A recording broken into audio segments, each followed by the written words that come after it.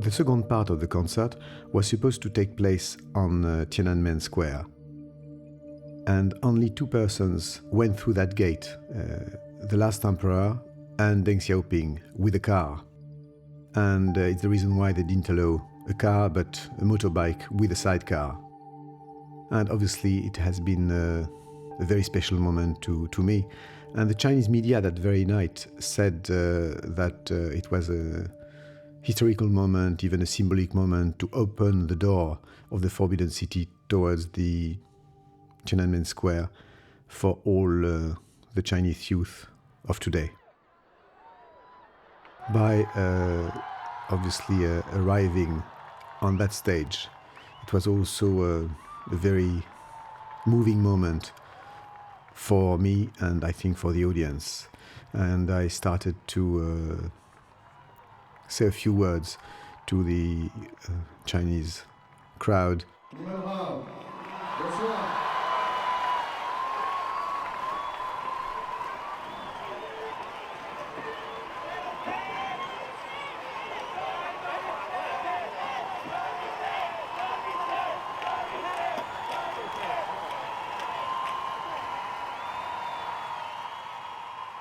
Je voulais simplement dire que je suis heureux de retrouver les rues de Pékin et cette place qui vous appartient.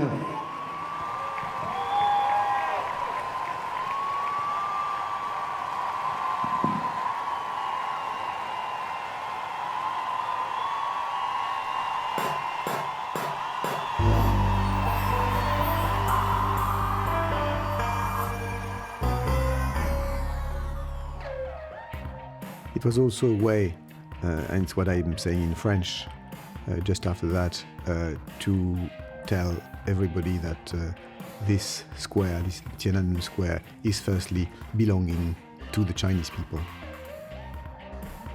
Then I started the second part of the concert in very special conditions, because 2 nights before, when I was just going to do the sound check, the Minister of Culture appeared on the square, on the area, saying that and telling us that all the scaffoldings and the PA systems should disappear, and they were very sorry about that because they just heard that the Chinese president with President Chirac was supposed to use this place for an official photography on Saturday night.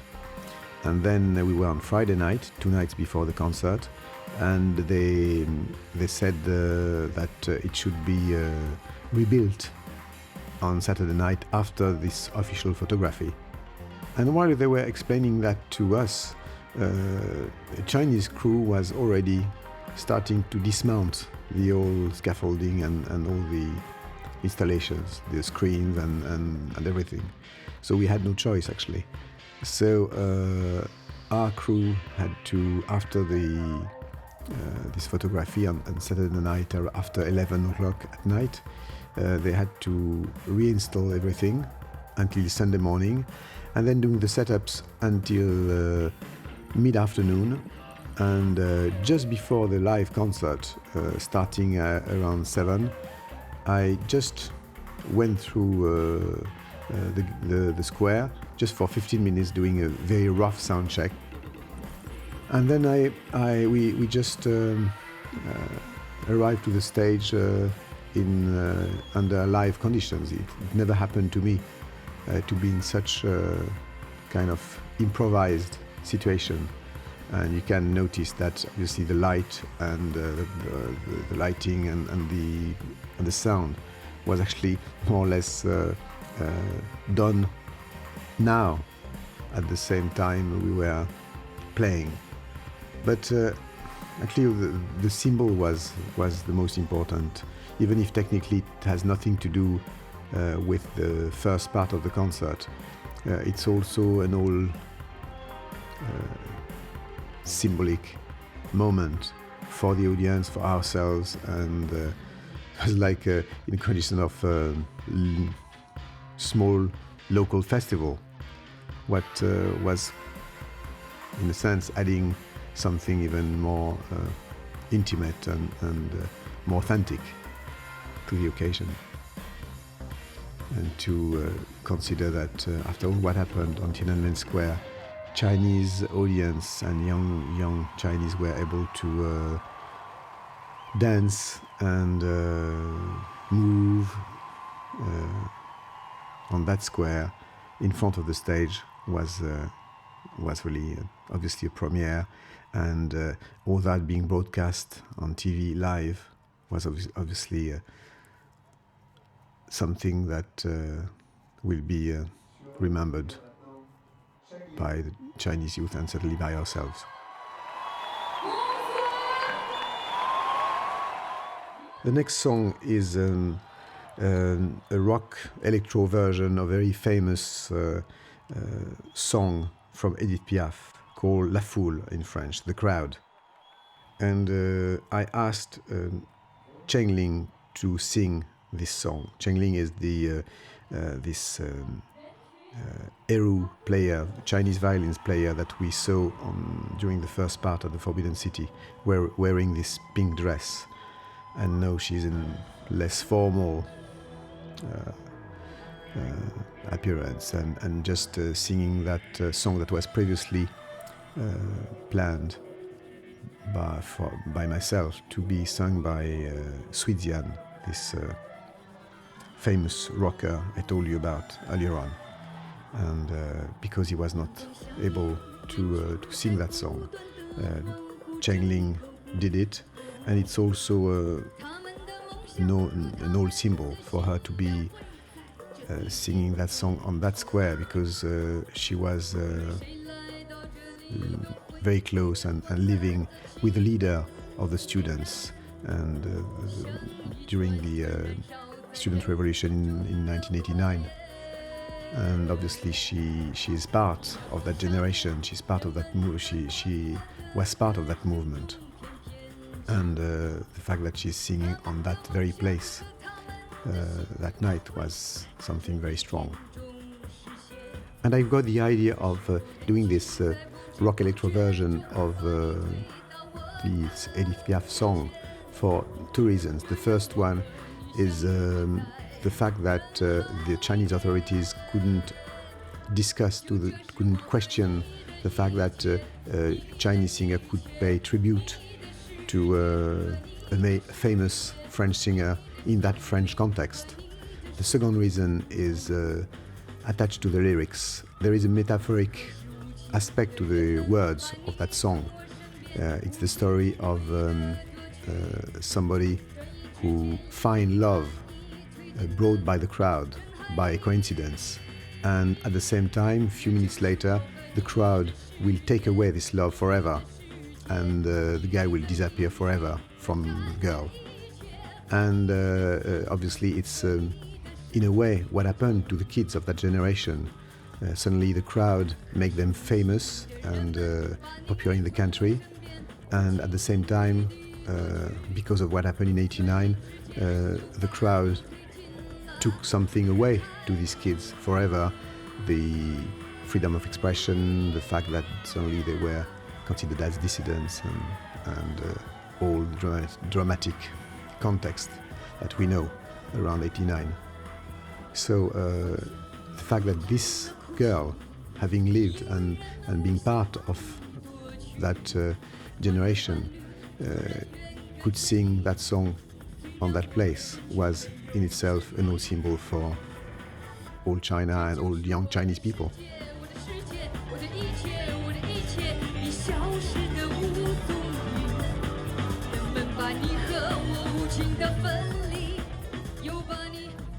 I would have wished a smaller stage, but the Chinese, by certainly respect for the event, the occasion, build a wider stage than the one I asked. And because I really wanted something as intimate as possible to contrast with the first part, and also to get to be as close as possible from the audience.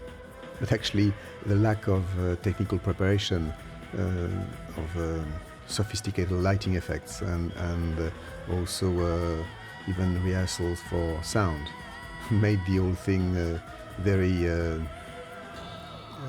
instant, very natural, and gave a kind of a street festival flavor to the moment that I think is working when I'm looking back.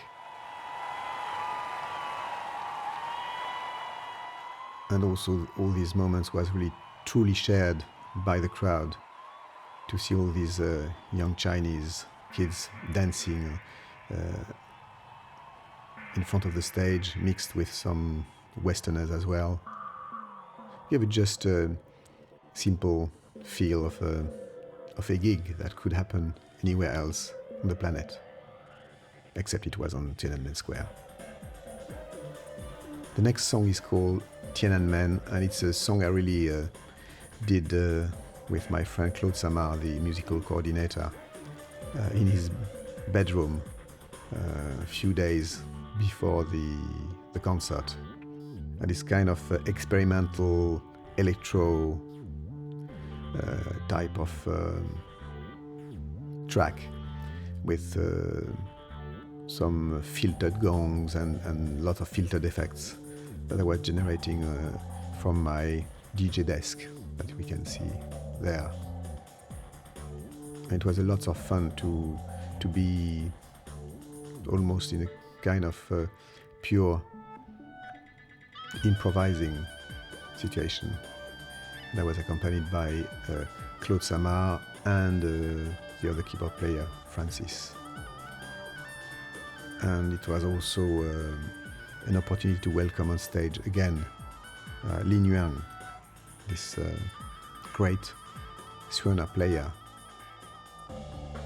And obviously he was also I would say even more a symbol than Chen Ling on Tiananmen Square, because he's one of the founders, as I told you before, one of the founder of the Chinese rock. He had a lot of problems with the Chinese authorities in the 80s and the 90s, and the fact that he was playing live on Tiananmen Square, I think was a real event in itself.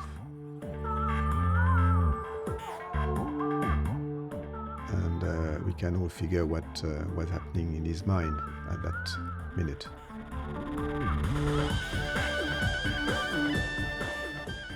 It was a true moment of sharing sounds and music with the audience.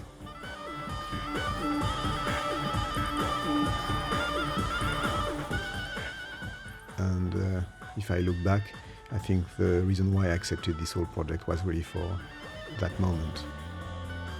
Also to be able to contribute, to offer an opportunity for these musicians, these artists, to play in the heart of their country, live in front of a wide Chinese audience.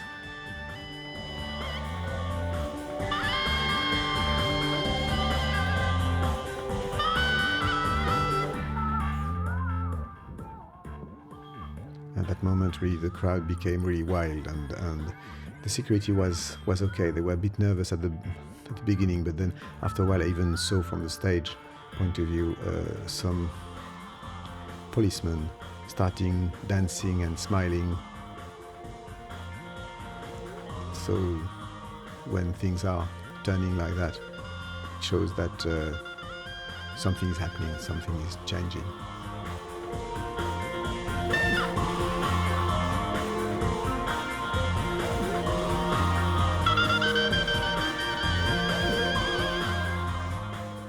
At the end of that song, it will be the opportunity for me to say what I wanted to say from the beginning of that project when I was thinking of it in France a few months before, to say the three words, the motto of my country, liberté, égalité, fraternité, in French and also in Chinese. And what was really symbolic of that is these three words in Chinese were the motto of the students during the 89 revolution. So for everybody in China, suddenly hearing those words live on TV was also quite a shock.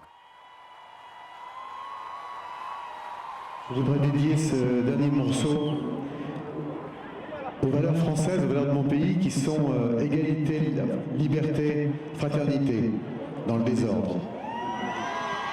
Et bien sûr à l'amitié franco-chinoise.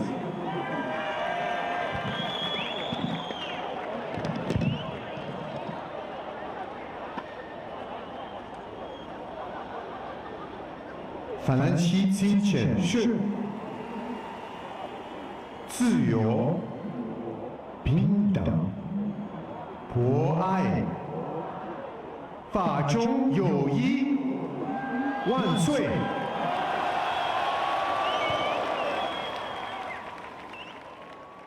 I was just preparing myself for the last song, and I choose to end the concert by Oxygen 13, what is a solo song, very simple melody, played on an organ with just a drum machine, and it sounded appropriate to create the contrast between a very intimate moment and the scale of the stage, the scale of the crowd, the scale of the event, the scale of the country, and I think it does work.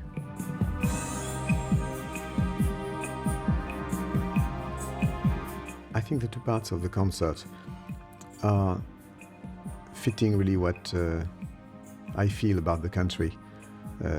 This mixture of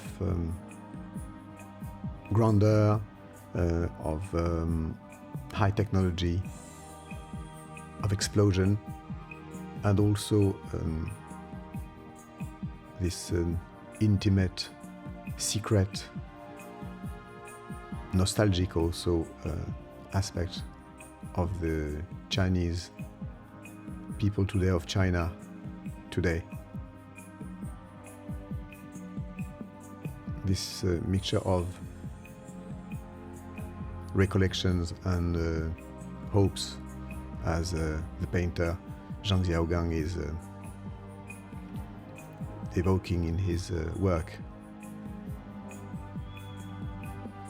Everybody says that since the 60s, that one day China will wake up, and I think that it's done, it's now. Their future starts now, and I feel very honored to be part of that moment. And I think that these moments are certainly contributing to help the country to create a link with the outside world, with the West, with the rest of the planet, and also even for the Chinese authorities to let this kind of event appearing on TV, appearing through the media, and for the youth is a way also to maybe in a soft way, in a non-official way, to normalize, to let things starting to be a bit looser. That's what I hope, anyway.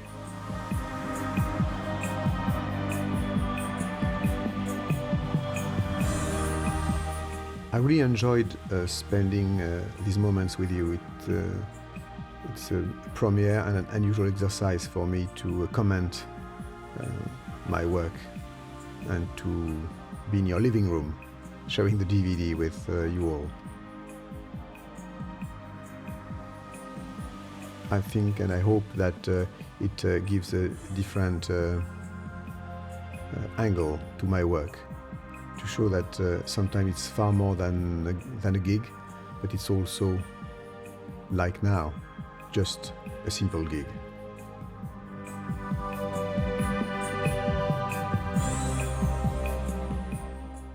So see you soon in your living room again. And before next time, take care. Bye-bye.